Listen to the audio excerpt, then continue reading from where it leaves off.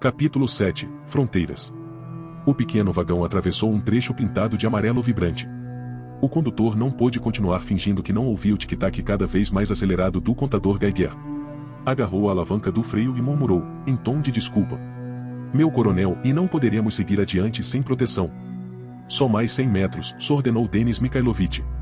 Por esta missão tão difícil, você terá uma semana de folga. Aqueles dois, com seus trajes isolantes, levariam meia hora para percorrer esse trecho a pé. Com a Drezina, faremos isso em 2 minutos. Esse trecho amarelo que atravessamos era a última fronteira, meu coronel, murmurou o condutor, mas não se atreveu a reduzir a velocidade. Pare, ordenou Hunter. Seguiremos a pé. Os níveis de radiação são altos demais. Os freios chiaram, o farol pendurado no chassi balançou de um lado para o outro, e a Drezina parou.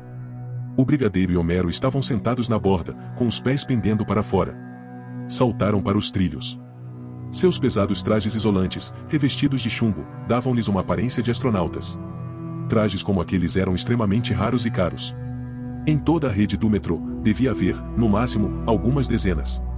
Na Sevastopolskaya, quase nunca eram usados. Eram guardados para situações excepcionais. Suportavam as radiações mais intensas, mas mover-se dentro deles exigia um esforço extenuante. Pelo menos, esse era o caso de Homero. Denis Mikhailovich também desceu da Drezina e os acompanhou por alguns minutos. Trocou algumas palavras com Hunter, frases deliberadamente fragmentadas e enigmáticas, para que Homero não as compreendesse. De onde você os tirará? Perguntou o coronel, mal-humorado. Eles me darão. É a única coisa que lhe sobra, respondeu o outro, com voz grave, sem desviar o olhar da frente. Ninguém o espera. Acham que você está morto. Morto, entende? Hunter parou por um instante e falou em voz baixa, mais para si mesmo do que para o oficial. Esse é o menor dos nossos problemas. Desertar da ordem é ainda mais terrível do que a morte, murmurou Denis Mikhailovich. O brigadeiro ergueu bruscamente a mão, aparentemente para saudar o coronel militarmente, mas também para soltar uma amarra invisível. Denis Mikhailovich compreendeu o gesto e permaneceu no cais, enquanto os outros dois se afastavam da margem, pouco a pouco, como se contra a correnteza, e iniciavam sua grande jornada pelos mares das trevas. O coronel abaixou a mão que havia levantado até a testa e fez um sinal para o condutor da Drezina ligar o motor. Sentia-se vazio por dentro e não havia ninguém a quem pudesse enviar um ultimato, ninguém contra quem lutar. Comandava os exércitos de uma ilha isolada no meio do oceano, e sua única esperança era que aquele minúsculo corpo expedicionário não naufragasse, mas que um dia retornasse pelo outro lado e, com isso, provasse, de certo modo, que a Terra era redonda. O último posto de vigilância que haviam deixado para trás ficava antes da Kakhovskaya e estava quase deserto. Homero não se lembrava de que os habitantes da Sevastopolskaya tivessem sofrido algum ataque vindo do leste. O trecho amarelo não lhe parecia uma mera divisão arbitrária entre duas partes de um mesmo túnel de concreto. Pelo contrário, tinha a sensação de que conectava, como um elevador sideral, dois planetas separados por centenas de anos-luz. Além daquele trecho, a terra habitada se transformava, quase sem transição, em uma paisagem lunar árida. A semelhança entre ambos os territórios era ilusória. Enquanto se concentrava em não tropeçar com suas botas pesadas e respirava com dificuldade através do complexo sistema de tubos e filtros, Homero gostava de imaginar-se como um astronauta que havia chegado a um dos satélites de uma estrela distante. Ele se perdoava por essa fantasia infantil, pois ela tornava mais fácil se mover dentro do traje pesado. A força gravitacional do satélite onde estavam era muito poderosa. O velho se entretinha, ainda, com a ideia de que eles dois eram os únicos seres vivos em vários quilômetros ao redor. Homero pensou que nem a ciência nem a ficção científica haviam previsto o futuro corretamente. Na sua infância, prometeram-lhe que, até o ano de 2034, o homem teria conquistado metade da galáxia ou, pelo menos, seu próprio sistema solar. Mas tanto os escritores de romances futuristas quanto os cientistas partiram da ideia de que a humanidade se comportaria de forma racional e coerente. Como se, em vez de alguns bilhões de homens e mulheres preguiçosos, frívolos e amantes do prazer, a espécie humana fosse uma colmeia, dotada de um raciocínio coletivo e de uma força de vontade equilibrada. Como se a conquista do espaço perseguisse objetivos sérios. Mas não foi assim, a humanidade se cansou desse jogo e o abandonou pela metade, primeiro para se dedicar à informática, depois à biotecnologia, sem grandes aspirações em nenhuma dessas áreas. Talvez, sim, tivesse algumas na física nuclear. E ali estava ele, um astronauta fracassado, capaz de sobreviver apenas graças à sua volumosa escafandra, estrangeiro em seu próprio planeta, disposto a conquistar o túnel que ligava a Kakhovskaya a Kashirskaya. Ele e todos os sobreviventes tinham que esquecer todo o resto. Nem sequer podiam contemplar as estrelas.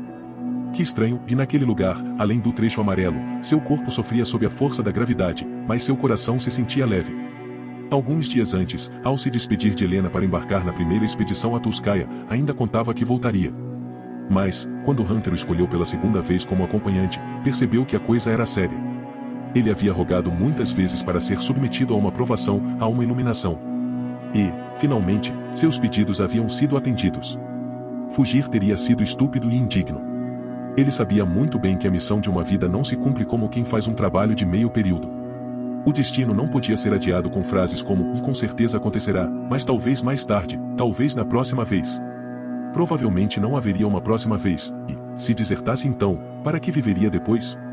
Queria passar o resto da vida na existência obscura de Nikolai Ivanovich, o tolo da estação, o contador de histórias senil, o falador de sorrisos absurdos?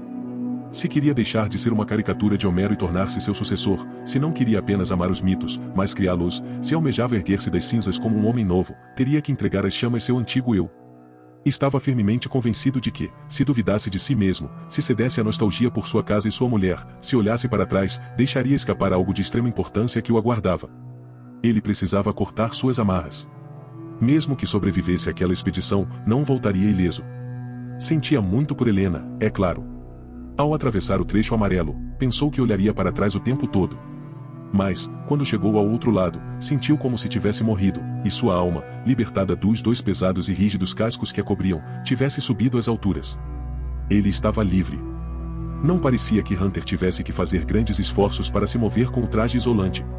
A vestimenta folgada havia transformado seu corpo musculoso e lupino em uma massa disforme, mas não havia lhe tirado mobilidade. Não deixava para trás o velho de respiração entrecortada, mas apenas porque não queria perdê-lo de vista nem por um instante desde que haviam saído da Nakhimoski Prospekt. Depois de tudo que havia visto em Nagatinskaya, Nagornaya e Tulskaia, Homero teria preferido não ter que embarcar em uma nova viagem com Hunter. Mas depois mudou de opinião, e a presença do brigadeiro havia desencadeado nele uma metamorfose há muito desejada, uma metamorfose que lhe prometia um renascimento. Pouco importava ao velho os motivos pelos quais Hunter queria levá-lo consigo, fosse como guia ou como almoço para o caminho. O que realmente importava era não sair do estado em que se encontrava, aproveitá-lo enquanto durasse, ter ideias, escrever algo. Por outro lado, quando Hunter solicitou sua presença, ele chegou a pensar que o brigadeiro queria algo específico dele. E não acreditava que fosse apenas guiá-lo pelos túneis ou alertá-lo sobre possíveis perigos. Havia a possibilidade de que o brigadeiro tivesse dado ao velho o que ele desejava para, em troca, tirar algo sem precisar pedir. Mas o que Hunter poderia precisar? Homero havia parado de se iludir com sua aparente frieza. Sob a casca de seu rosto desfigurado, fervilhava um magma que, de vez em quando, emergia por seus olhos eternamente arregalados. Sua inquietação era evidente. Hunter também estava em busca de algo. O brigadeiro parecia ideal para o papel de herói épico no futuro livro de Homero. No início, o velho tinha suas dúvidas, mas depois de pensar várias vezes, decidiu-se por ele. Embora houvesse muitos traços na personalidade do brigadeiro, paixão por matar, laconismo e escassa expressividade, que não o convenciam. Hunter parecia um daqueles assassinos que deixam mensagens cifradas para que a polícia as descubra. Homero não sabia se o brigadeiro o via como um confessor, um biógrafo ou um fornecedor de sabe-se lá o que, mas intuía que a estranha dependência que os unia era recíproca.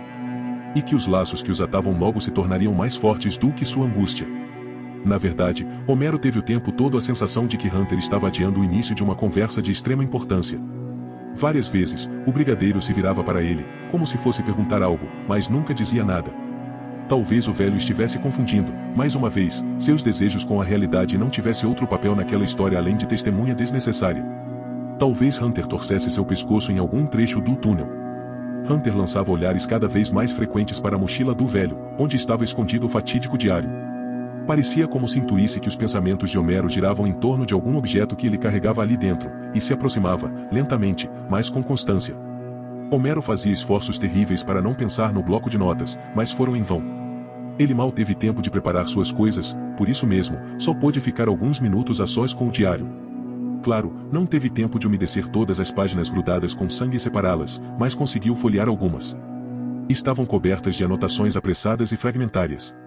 Não seguiam nenhuma sequência, como se seu autor tivesse sido tomado pelas palavras e precisasse se esforçar para registrá-las.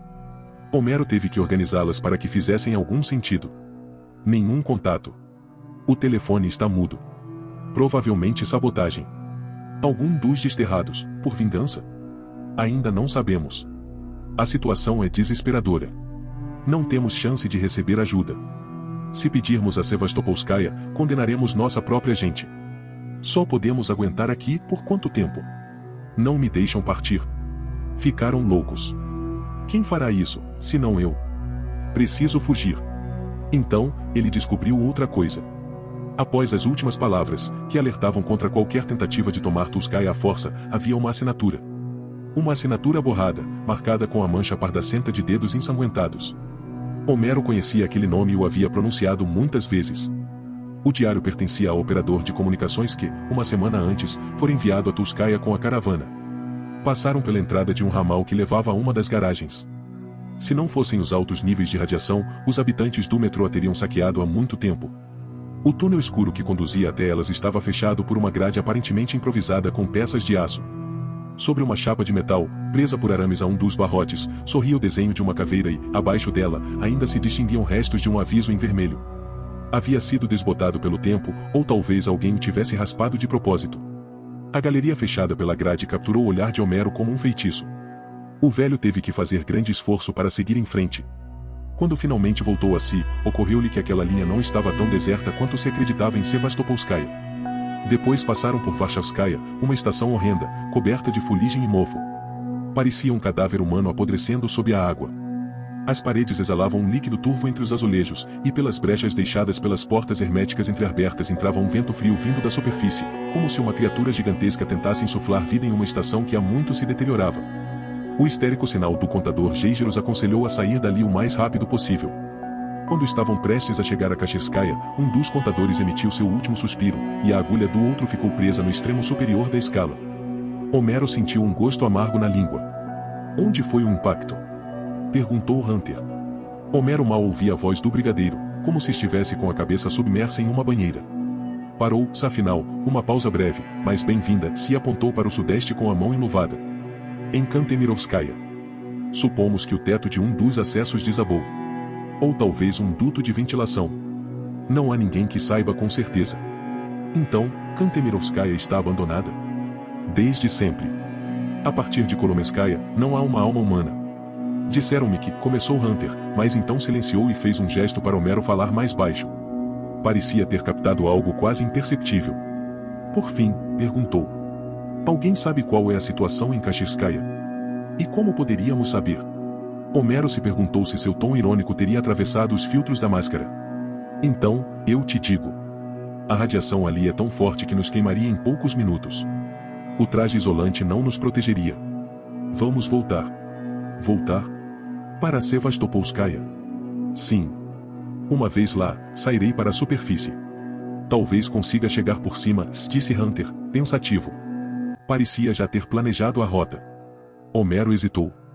Você quer ir sozinho? Não posso passar o caminho inteiro me preocupando com você. Já terei bastante trabalho protegendo minha própria vida. Se fossemos os dois, não chegaríamos. Também não está claro se eu mesmo conseguirei. Você não entende? Eu tenho que ir com você. Eu quero. Homero buscava desesperadamente um motivo, um pretexto. Você quer fazer algo importante antes de morrer? Acrescentou o brigadeiro. Então, Homero gritou. Me siga. E seguiu em frente, ágil como nunca. Rumo ao leste, rumo a Kacheskaya, rumo ao inferno. A garota sonhou que estava cortando com uma lima o grilhão de metal que prendia a parede. A ferramenta rangia e caía de suas mãos repetidamente. De pouco adiantava ter aberto uma fenda de meio milímetro no metal, assim que parava, mesmo que por um momento, a leve e quase invisível rachadura se fechava novamente. Mas Sasha não desistia, pegava a lima mais uma vez com suas mãos feridas e ensanguentadas e voltava a trabalhar no metal inflexível. O ritmo de seus movimentos era rigorosamente calculado. Acima de tudo, não soltar a lima, não demonstrar fraqueza, não ceder em seus esforços. Tinham-lhe acorrentado os tornozelos, que estavam inchados e dormentes. Mesmo que conseguisse quebrar o ferro, não poderia fugir, pois suas pernas não a obedeceriam. Ela acordou e, com grande esforço, abriu as pálpebras. As correntes não eram um sonho, Sasha tinha os pulsos presos com grilhões. Estava deitada sobre a superfície imunda de carga de uma velha dresina de mineradores. O veículo avançava entre rangidos monótonos, com uma lentidão insuportável. A garota tinha um trapo sujo na boca, e suas têmporas doíam e sangravam. Ele não me matou, pensou. Por quê? Deitada sobre a superfície de carga, só conseguia enxergar uma pequena parte da abóbada do túnel.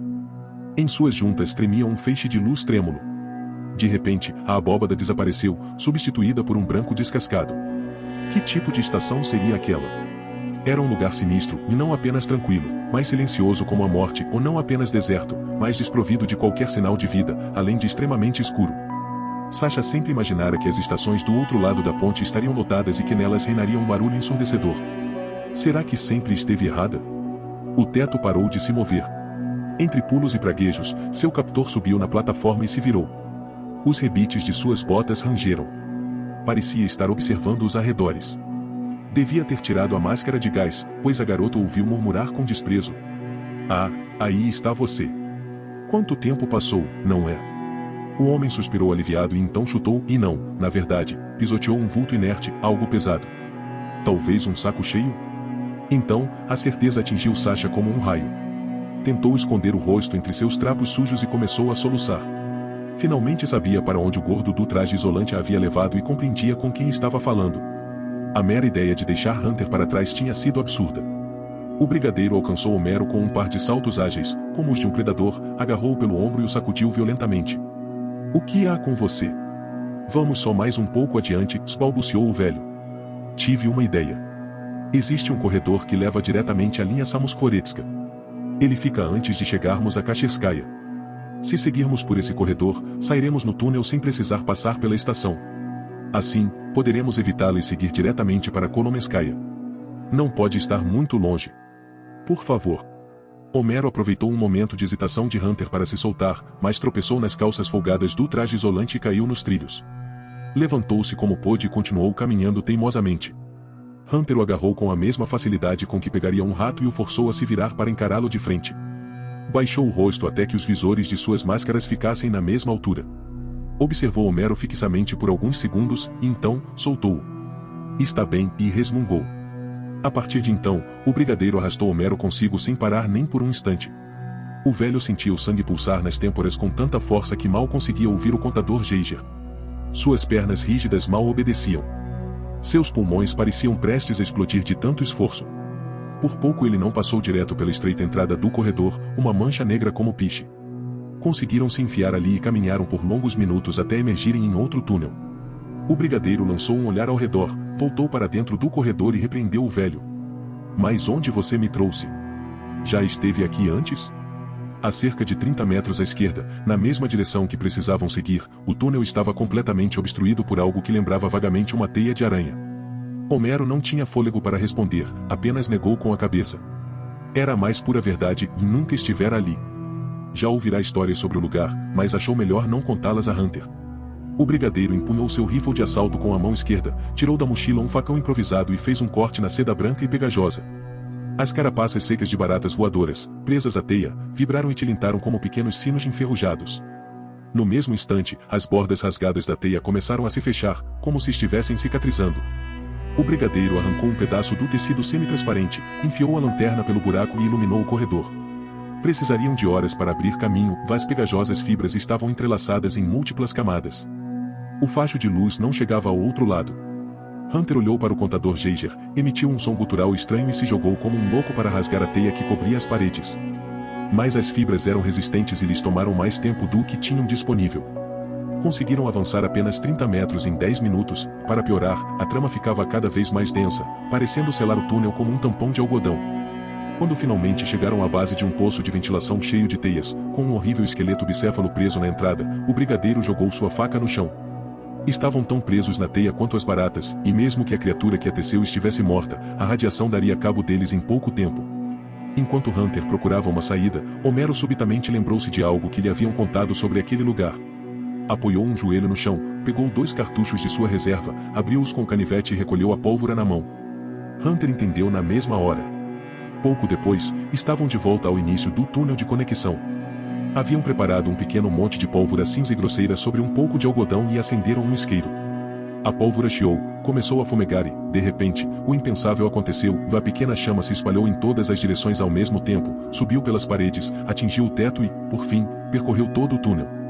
Devastou a teia vorazmente e avançou como um círculo de fogo, iluminando as sujas junções do túnel e deixando apenas algumas pontas chamuscadas no teto.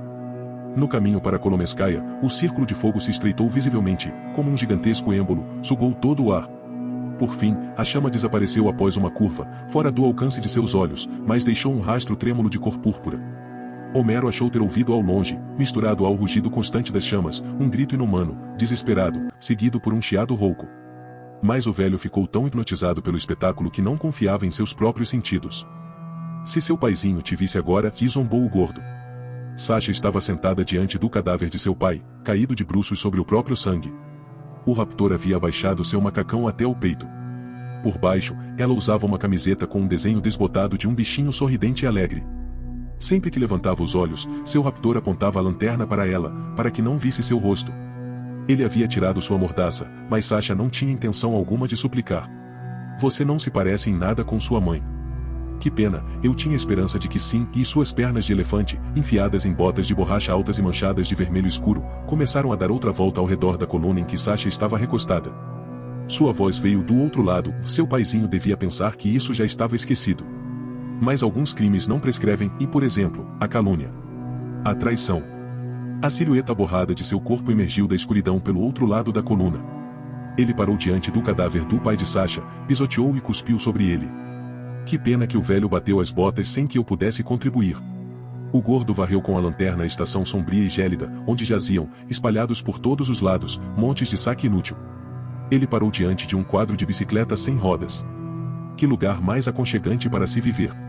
Acho que seu paizinho teria se enforcado há muito tempo se você não estivesse com ele. Enquanto o gordo passeava à luz da lanterna pela estação, Sasha tentou rastejar para escapar, mas, em questão de segundos, a lanterna voltou a iluminá-la. E eu entendo. O raptor precisou dar apenas um passo para se colocar ao lado dela. Tinha por perto uma garota bonita. Mas, como eu dizia, pena que a menina não se parecesse com a mãe. Isso deve tê-lo incomodado. Ah, mas que importa. Ele a chutou com a ponta da bota nas costelas, forçando-a a se virar. De qualquer forma, tive que atravessar toda a rede do metrô para chegar até aqui. Sasha estremeceu e começou a balançar a cabeça de um lado para o outro. Está vendo, Petya? Como é fácil prever o futuro. Ele voltou-se novamente para o pai de Sasha. Antigamente, você levava os outros pretendentes da sua mulher ao tribunal. E muito obrigado pelo exílio perpétuo em vez da execução. Ah, a vida é longa, de fato, e as circunstâncias mudam. E nem sempre como a gente quer. Eu voltei, embora tenha levado 10 anos a mais do que imaginava. Ninguém volta a um lugar por acaso, sussurrou Sasha. Eram palavras de seu pai. Certamente, respondeu o gordo, zombeteiro. Ei, quem está aí?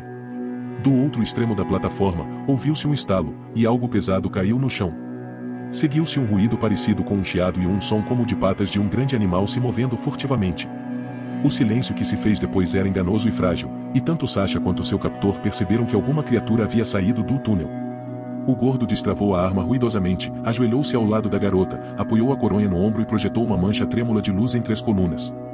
O túnel sul estava vazio há décadas, e algo se movendo nele era tão estranho quanto se as estátuas de uma das estações centrais ganhassem vida. Uma sombra borrada apareceu brevemente no caminho do facho de luz. Sua forma e agilidade não eram humanas. Mas, quando a luz voltou ao trecho percorrido, a criatura enigmática havia desaparecido sem deixar vestígios. O círculo de luz começou a se mover de um lado para o outro, arrastado pelo pânico, e por breves segundos encontrou novamente, a apenas 20 passos deles. Um urso? Sussurrou o gordo, sem acreditar, e apertou o gatilho. As balas voaram em direção às colunas, incrustaram-se nas paredes, mas o animal havia sumido, e nenhum disparo atingiu o alvo. De repente, o gordo interrompeu seu tiroteio inútil, deixou o Kalashnikov cair no chão e apertou o ventre com ambas as mãos. A lanterna rolou para o lado. A luz continuou brilhando do chão e iluminou a silhueta encurvada de seu corpo. Um homem se aproximava sem pressa, à meia luz, com passos surpreendentemente suaves, quase inaudíveis, apesar das pesadas botas que usava. O traje isolante era largo demais, mesmo para seu enorme porte. De longe, de fato, poderia ser confundido com um urso. Ele não usava máscara de gás. Sua cabeça raspada e cheia de cicatrizes lembrava um deserto árido. Parte de seu rosto possuía traços de um homem corajoso, embora rude e severo. Poderia até ser considerado bonito. Mas a rigidez cadavérica de suas feições fez Sasha estremecer assim que o viu. Em qualquer caso, a outra metade de seu rosto era simplesmente monstruosa, uma complexa rede de cicatrizes a transformava em uma máscara de perfeita feiura. Seu aspecto, no entanto, teria sido mais repulsivo do que aterrorizante se não fosse por seus olhos. Seus olhos se moviam incessantemente para todos os lados, uma expressão de loucura que era a única coisa que dava vida ao seu rosto imóvel. Uma vida sem alma. O gordo tentou se levantar, mas desabou novamente e gritou de dor. O gigante se abaixou ao seu lado, encostou uma pistola com silenciador em sua nuca e apertou o gatilho. O grito foi interrompido, mas seu eco ressoou por alguns instantes na abóbada, como uma criatura perdida que tivesse sido arrancada de seu corpo. O tiro estourou seu queixo. Sasha contemplou o rosto de seu captor num buraco vermelho e viscoso. A garota desviou o olhar e chorou em silêncio. O homem terrível apontou a arma para ela, devagar, como se estivesse imerso em seus próprios pensamentos. Então, olhou ao redor e mudou de ideia. Guardou a arma no coldre pendurado no ombro e se afastou, como se quisesse distanciar-se de sua ação. Pegou um cantil e levou-o aos lábios. Então, surgiu no pequeno cenário um novo personagem, iluminado pela luz cada vez mais fraca da lanterna do gordo, um velho. Ele respirava pesadamente e segurava as costelas com a mão.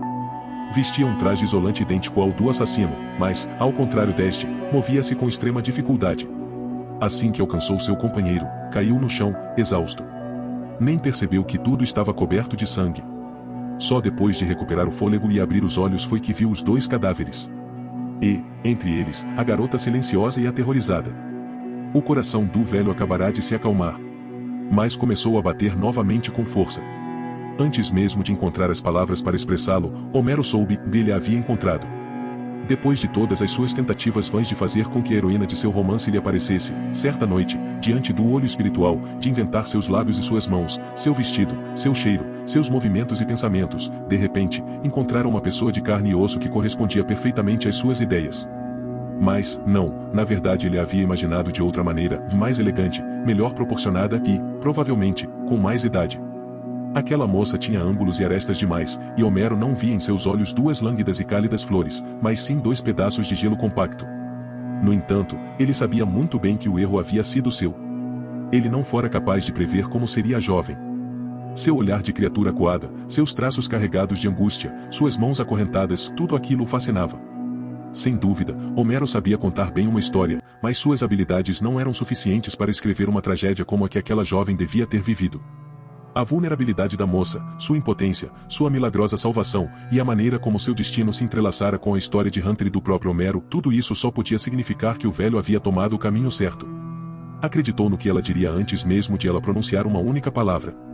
Porque a moça, além dos cabelos loiros mal cortados e revoltos, das orelhas pontiagudas, das faces sujas de fuligem, dos ombros frágeis e desnudos, surpreendentemente brancos, e do lábio inferior machucado por suas próprias mordidas, possuía uma beleza peculiar. Ela despertou a curiosidade e a compaixão do velho, assim como sua espontânea e afetuosa simpatia. Homero se aproximou e se agachou ao seu lado. A moça encolheu-se e fechou os olhos. Uma menina selvagem, pensou ele. Como não lhe ocorreu nada para dizer, limitou-se a dar-lhe leves palmadas no ombro. Temos que seguir em frente, murmurou Hunter. E o que acontecerá com? Homero lançou um olhar interrogador para a moça. Nada. Ela não nos interessa em nada. Não podemos deixá-la sozinha aqui. Então, atiramos nela, foi a resposta áspera do brigadeiro. Não quero ir com vocês, disse a moça com uma voz surpreendentemente clara. Basta que me tirem as algemas. As chaves devem estar com ele. Apontou para o cadáver que jazia de bruços no chão. Hunter revistou rapidamente o morto e retirou um molho de chaves de um bolso interno. Jogou-as para a moça, virou-se para Homero e perguntou. Está satisfeito? O velho tentou ganhar tempo. O que esse porco te fez? Perguntou ele à garota. Nada, respondeu ela, enquanto, com grande esforço, girava a chave na fechadura.